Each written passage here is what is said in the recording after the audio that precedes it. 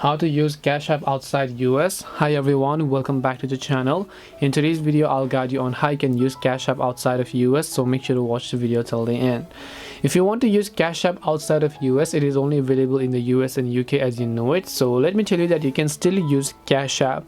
Now, because the phone number is really not compulsory for signing up to create a Cash App account, you might need an email address and a password that you want to create. But if you want to do more stuff such as adding money, linking the bank account, you need to be a US citizen. What will you do even after you use Cash App if you're outside the country? Because Cash App only accepts banks and cards from the US and the UK, so there's really no point of actually trying to create a Cash App account if you're outside of the US, because you cannot really unlock its full potential. You can still use it by signing up with an email address as I did, as you can see over here, but you'll not be able to load, you'll not be able to get a cash card, you'll not be able to buy and sell Bitcoin or invest in stocks or whatever else, because these are all features exclusively only available to the US and UK.